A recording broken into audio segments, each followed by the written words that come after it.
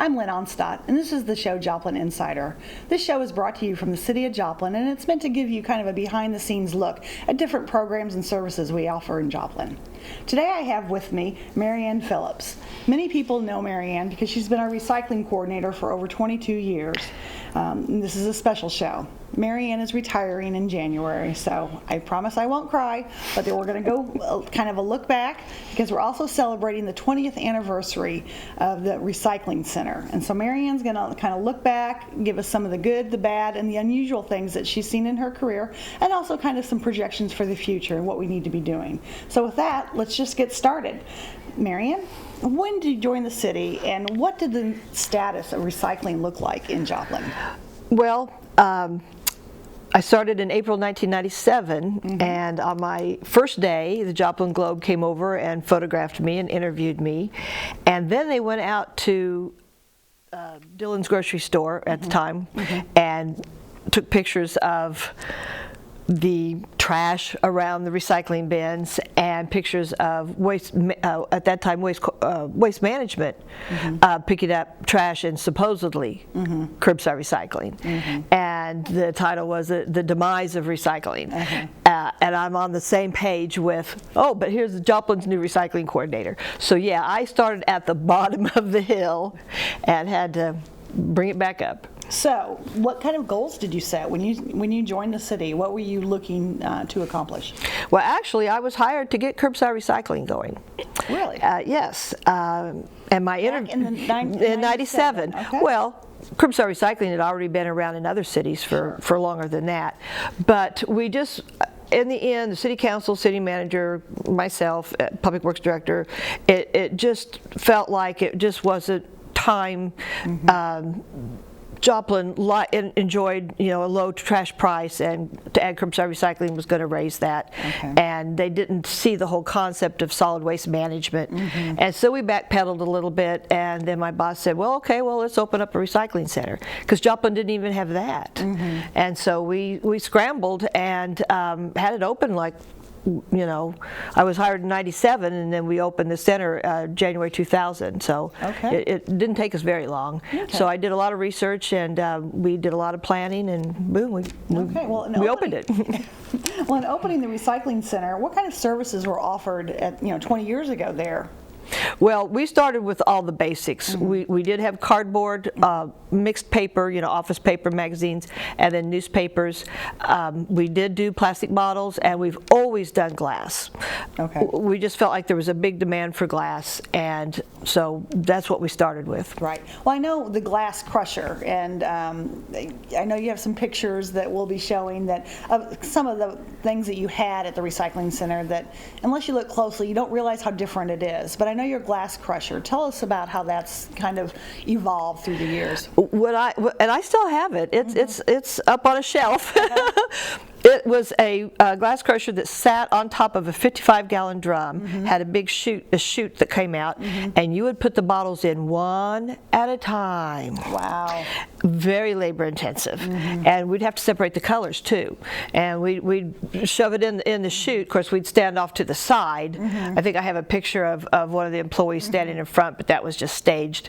We would stand off to the side because every once in a while one would shoot back out. Oh my gosh. Yeah, it was very dangerous. Yeah, and so now how do we do it today? And so now I have a very sophisticated glass crusher that has a hopper and a conveyor belt. So the attendants now dump all the glass in the hopper, almost like the size of a laundry basket. And then they just dump that in, and then it slowly goes up the conveyor belt and goes into the crusher. So it's a lot safer. Well, and I know the public won't see that operating. You operate that off hours, right? Correct. It's very noisy, and it still can be dangerous. Sure. Anytime you're dealing with that kind of commodity. So what new services have been added to the center in these years? Well, through the years, we've added things. We didn't just all add them, instantly. We instead of picking up the cardboard in a trash truck, basically, and compacting it, we actually bought a sophisticated compactor, like you would see at some grocery stores, and big box stores, and a container. And then we added cooking oil. Most recently, cooking oil, used cooking oil. People have turkey fryers, and what do they do with the cooking oil? And then we added all batteries. We take all batteries, which is very unusual and can be expensive too. But luckily I have a lot of grant money to take care of that. And then our biggest thing, household hazardous waste, chemicals, we added, thankfully with grant money, and electronics. And we probably get more electronics than anything else as far as tonnage. Okay, when you say real electronics, kind of define that for me. Okay, anything that had a cord or a battery, basically. Okay. Mostly computers and televisions. We still get a lot of analog televisions, but we get a lot of flat screens too. I've learned flat screen TVs are not designed like the old ones. They don't last as long, and they're not designed to be moved.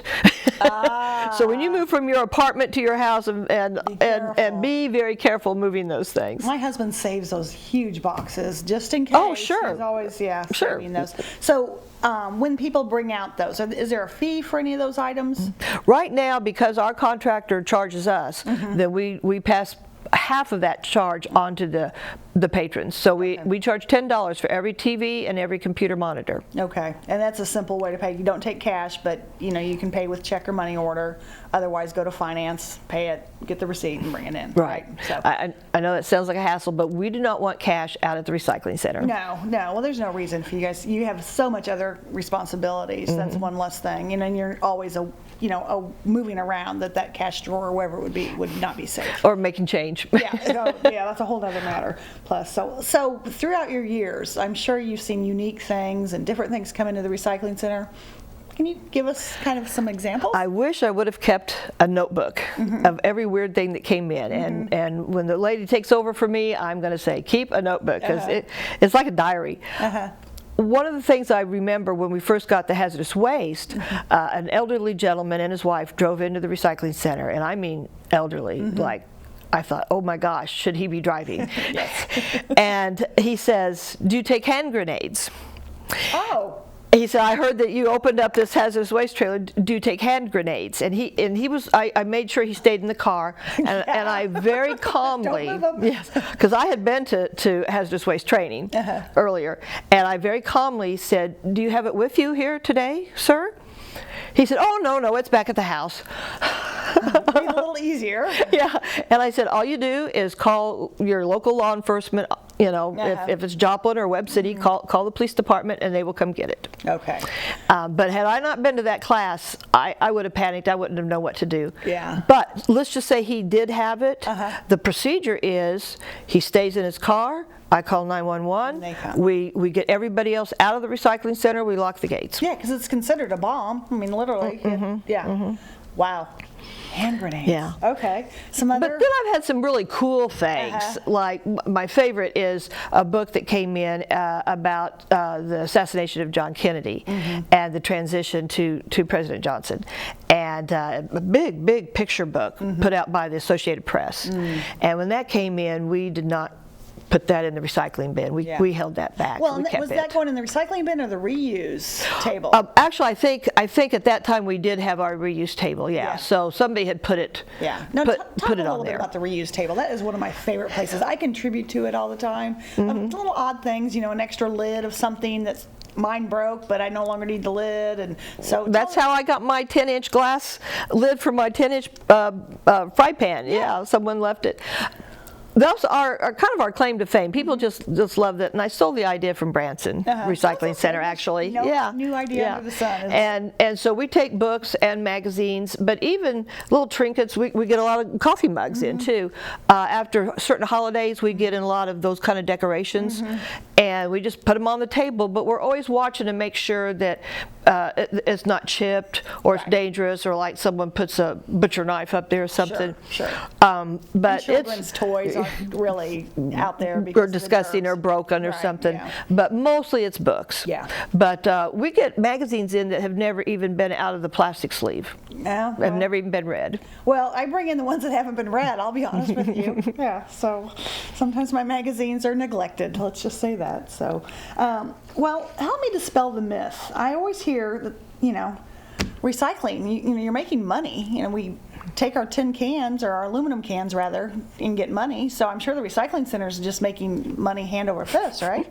We do thankfully we make money on our metal. Okay. We don't pay anything for any commodities. We don't redeem, but we get paid for metal and glass. But I have to pay my contractor to take our plastic bottles because the markets are just so bad. And plus they're transporting air. You know, they're not transporting a bale of cardboard, they're transporting just a smashed, you know, cardboard or smashed plastic bottle. I have to pay the contractor for the hazardous waste. I have to pay the contractor for electronics. Right now the markets are so bad, I don't get paid for the cardboard or the office paper or the newspaper. Okay, but we still take it because we still take it. It's earth friendly. We want to do that. So, now you mentioned, I don't want to jump too far ahead, but you mentioned curbside recycling. That was your goal. Hey, I got it done. Took me 19 years. Well, I got it done. And sometimes, like you said, the environment may not have been right. We need you've done a lot of education about not only just solid waste management, but also stormwater management and putting things, you know, the waste, you know, the cooking oil to me speaks stormwater. You know, you don't want that cooking oil going Well, and wastewater. You don't want it going into the pipes out to our sewer plant. Right, yeah, I guess that's it. So, yeah, so how did you get curbside recycling? I know you feel like it took a long time, but tell us the process and what things you were doing in those 19 years. Well, we have a solid waste commission, just like there's a police board, a library board, planning and zoning. Well, there's actually the most glamorous is the solid waste commission. There's a lot to be said for trash. I've learned a lot since I joined. Everybody makes it, you know. And so they felt like, you know, this was the time, but also the contract for the trash was going to expire. And so we went to city council and city manager and everybody concerned and said, hey, this is the time. If you're going to rebid for trash, then this is the time we need to put curbside recycling in there. And you did. And we did. Yeah, and it's going really well. Pretty well. It could be better. It could be better. Any suggestions on what? You know, well, I don't know. In your retirement, we'll talk a little bit later about some of this industrial suggestions. But what about, you know, personal suggestions for people that are going to recycle and they don't know how? Is it best just go ahead and sign up on curbside, and that way you have that mainstream? It's so much easier. I even pay for it, even though I'm going to the recycling center every day. Currently, the charge is about less than $5. It's $4.85 a month extra, almost $5, but you get your own cart, and so that way you just throw those boxes in there, and your tin cans, your aluminum cans, your plastic bottles. You know, it just all goes in there, and you don't have to mess with it. You don't have to drive it to the recycling center. Just, you know, I think it's easier for families to kind of understand it, and easier to separate. But we don't take glass on curbside. Right. Well, and that's because it contaminates. Right. Once it breaks and gets mixed in with the paper and the cardboard, then the manufacturers don't like it when the, let's just say cardboard, when the cardboard gets to the manufacturing business that's going to use it, they can't have shards of glass in there. Right. So it's not uncommon for curbside not to accept glass. Maybe in larger cities. Yeah, I don't know what the percentage is. There are some cities that do accept it. But again, they must have a larger facility and more sophisticated equipment. Right, and more users, because again, it costs us, even though it's a service, it's still costing us to send that on. Right, we charge because the trash company is charged. Right.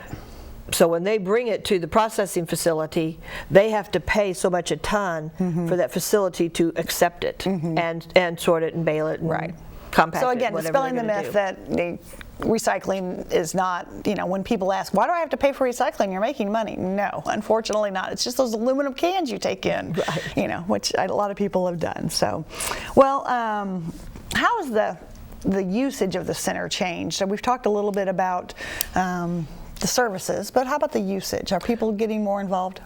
Well, when we started out the first year, for the year 2000, we had a little over 12,000 vehicles come through. And when I say vehicles, some people ride a bicycle in or pull a little red wagon, but we still count them. We had about 12,000. Okay. And now we get anywhere from 32 to 34,000. Wow. Now we've expanded our hours, but that's Right. still a big difference, I think. Right. Well, in expanding your hours, you've also had to increase some of your staff. Is that correct? We started out with 2 part-time people. Okay. Not 2 part-time, but each person was a fourth, basically. Wow. And when you put them together, they became a half. That's how we started. And now you so have... these poor people had to get other jobs too, Sure, to make a living. And I was fortunate to have some excellent, employees to do that. But now we have 2 full-time people. It's much safer. It just makes more sense, because when one person's off sick or vacation or in training or doing whatever, you still have another person there. Sure. Well, well then how is the center funded if it's not making money, so to speak, and you have these staff members that you do need to pay, and there's other costs, obviously, to the recycling center. So how is the center funded? Well, luckily we have a solid waste fund, and Joplin has for decades. Which is coming from your taxes? Which comes from Newton County and Jasper County property taxes. If you're inside the city limits, you pay a very small percent, and some of that goes to solid waste, some goes to the library, some goes to parks, and some goes to health department. So that's within the property tax, is that right? Right, yeah. right. Okay. And well, I think some goes to general revenue too. No, I don't think so. I don't think so.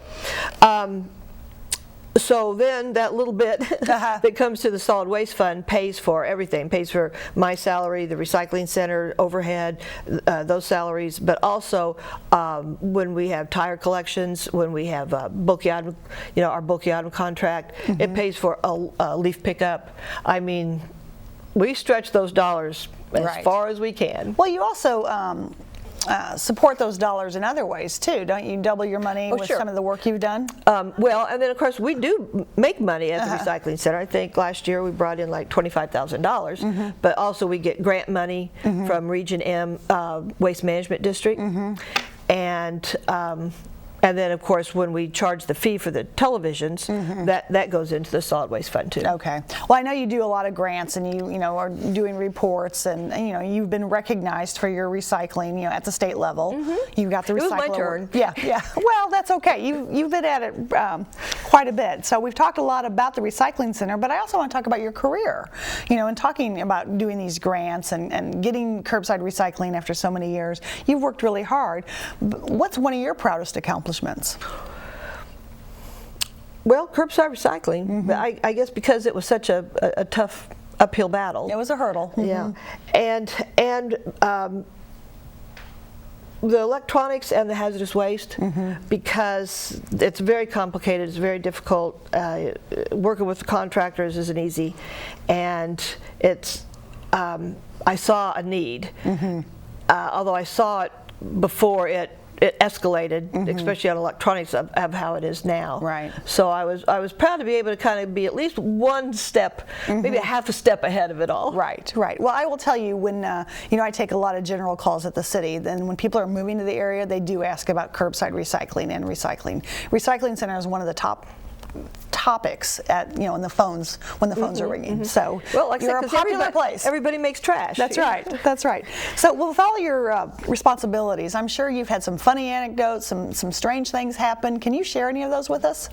Well, I don't know if it's funny or strange, but one of my most memorable is working with Extreme Makeover Home Edition. Oh, that's right. The 7 houses in Joplin. And that was not easy, because I had to convince the producer that yes, little old Joplin can handle all the recycling that's going to be needed to be done there. And even though they had done recycling in other jobs in other cities, what I didn't know is that Joplin was going to be their last episode. I didn't know that at the time, and they just kept, like, go away, little girl. We got bigger things to worry about than recycling.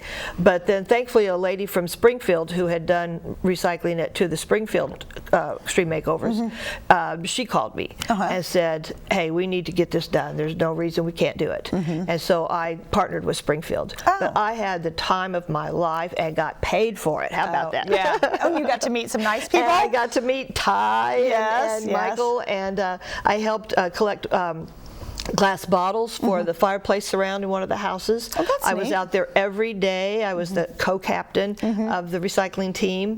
They had, when my shift was over, they had to pull the keys out of my hand. Go home, Mary Anne, go home. You know, it's my turn now, you know. Yeah, well, that's neat, though. I had what a great blast. experience. And it's not 7 days, it's 10. Because then you have 3 days to clean up. Oh. And that's when really we kicked in. We recycled the flowers, the flower pots, the cardboard, the pallets, I mean. Right. And then I had to make arrangements to shred all the documents from all the volunteers, which were thousands, because it had very sensitive and personal information on all those sheets of the volunteers. So we called in a shred truck, and the producers got to witness it being shredded. Now you know, it got taken So care of. that was my most fun, memorable. Yeah. Okay. Well, any challenges that you want to share? I mean, obviously, getting curbside recycling, that was, you know, a hurdle, like you said. But other things? Or? The challenges is Joplin, I don't think it's unique, but we have a lot of people that move in and out of town, or move from apartment to house or house to apartment. The water company could tell you what the turnover is. It's a big turnover. And so the education is constant. Constant, or they move from Webb City to Joplin, and they go, oh, trash is on my sewer bill. Well, what's that about? Yeah. And so because of the turnover, you're never done with education. It's daily. Thank you. That's my cue. You've been a great asset to my office as far as in communications, because you've educated me in so many ways that I can answer those calls. But also you write a lot of your stuff, and you know, all the news releases and things that we talk about. Oh, we're going to tell the real story. Oh yeah, no, you are the expert. I write it, she edits it. Yeah, I defer to you on this because you are very, very well informed in this area, which, you know, leads me to my next question. You know, you have high energy and are very passionate about recycling and taking care of the earth, so to speak. Have you always had that since a child, or where did this develop? I always wondered, where does trash go? Where does it go? And they didn't teach it in school when I was in school. And then when I worked in Kansas City, I was in the allied health field for many years and nonprofits, but I knew I wanted to do something in the environmental world. And recycling just seemed to be the easiest. Yeah. So when I came to Joplin and had the opportunity to take this job, it was just like, wow, finally all my goals have come to fruition. And my other goal was to get married and have a baby, and I did. There you go. That's right. Just one baby. That's all right. One can keep you busy. Yeah. Well, we've looked back quite a bit, and I know, like I said, you're very well informed in the industry. It's shifted, you know, even in these 20 plus years. So what's your dream for Joplin recycling? You know, what does recycling look like in the future? Well, and I don't think of it as recycling. I think of it as solid waste management. Okay. You know, you've got this stream of waste coming down. What are you going to do with it? You know, well, this little part goes here, this little part goes here. But in the bigger picture, and I work a lot with the Missouri Recycling Association, always have, and they're a very, very strong association. We have lobbyists, I mean, and they are going to be coming to Joplin and Springfield pretty soon, and they're going to, it's a program called Manufacturing Mapping, M-A-P-P-I-N-G, and they're going to come to Joplin, and they're going to go to different manufacturers, and they're going to say, hey, do you use recycled feedstock in making your widget? A perfect example is PK Insulation here in town. They use cardboard, office paper, and newspaper to make cellulose insulation. Oh, okay. And have for years. But then there might be other companies in town, you know, some widget company or plastic bottle company, and they use virgin material. So Missouri Recycling Association will come in and figure out who's using what and what could be done to get them to use recycled content. And there's money available from the state for machinery and equipment. Wow. To help them move to recycled That will content help from a virgin. bunch. Right. And so you've got to look at the bigger picture. You can't just say, oh, I'm going to take my aluminum cans to the recycling center and I'm done. Right. You know, that's not really recycling. Until you buy a product made from that content, that's when you're really recycling. Right. And well, and even like you said, maybe keeping your industry informed, your company, you know, bring up the subject. Do we recycle here? How can we recycle? That too. And some of them, as they move into their ISO certification stuff, they have to do so much recycling to meet all their requirements. And so it's always, you're always reaching out to the industries and the businesses. Okay. also. What else? Well, sharps, meaning, you know, lancets, needles, those things are becoming more and more prolific. People, there's more diabetics, there's more people doing home injection, even on their pets. And so you can't just throw that needle in, you know, even if you put the cap back on, you can't just throw it in the trash. It's just too dangerous. And so I'm hoping that my successor will get some kind of a program to where Those can be accepted. we can do it safer. And You don't accept them now. We do not. We do not. We have in our recycling guide, it shows how to get rid of them safely, but it's still not safe for the trash companies. It's never when it rolls down to them, it's never safe. Right. And so it's a big risk for them. Okay. So and there's programs all over the country that we can model after. Okay. Anything else? Well, boost curbside recycling. I think that kind of goes without saying. And then also product stewardship or extended product responsibility. And Missouri Recycling Association is very active in that too. And so hopefully, you know, Joplin can be a part of that. For instance, paint. We feel like the paint manufacturers should be responsible for taking back unused liquid paint. And disposing of it or whatever they do. Or bulking it or incinerating it to make cement. I mean, there's a lot of things you can do with it. But the consumer, the government, and the product manufacturer all have to work together. And that's what the United States is lacking. Europe does it, but we're just now getting into it. Okay. And so hopefully Joplin will be more involved in that in the future.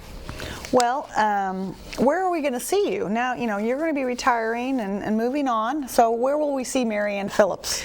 Well, as you know, I live in the historic district, Murfreesboro Historic District, and so I'm going to be doing a lot more with it, trying to, you know, get our neighborhood very cohesive and of course work with the Schifferdecker and the Zelliken and the A.H. Rogers House rehabbing of all that. Right. And I might be a volunteer there. I don't know when they finally Little finish docent, it. Yeah. But then also my husband owns a business and he doesn't want to retire like I have. So I'll be at Scott Electronic Systems and helping him and hopefully doing more than just going for lunch. I don't know. Yeah, well, I'm sure I'm going to have questions, and others will too. We won't put your phone on the website, but I will know how to reach you if I get those odd questions. Yeah, I know my phone will still ring, so I'll still answer the questions. Right, and a lot of that information is on the website, so people can always refer to our website, joplinmo.org, recycling, I believe it is. Something like that. But joplinmo.org, and you'll find it on recycling. Right. So, well, this concludes our show. I've really enjoyed working with you, not only on these shows, but all the other projects that we've done. You are a wealth of knowledge, and I know the community is going to miss you, and I will too. So. Well, and back at you. I mean, before you came, it was all very disjointed. You know, each department was kind of doing their own thing, and you know, hey TV, you know, over here. You know, I'm working on that too. I mean, you know, that happens. So, but again, thank you for all your work and your service and bringing solid waste management to the forefront and making people aware of it and keeping us informed. So, thank you. Thank you. Have a wonderful retirement. That concludes our show, Joplin Insider with Mary Anne Phillips. This is her last show as she is retiring after 22 some odd years, but continue to please use the recycling center as well as curbside recycling. Thank you and have a great day.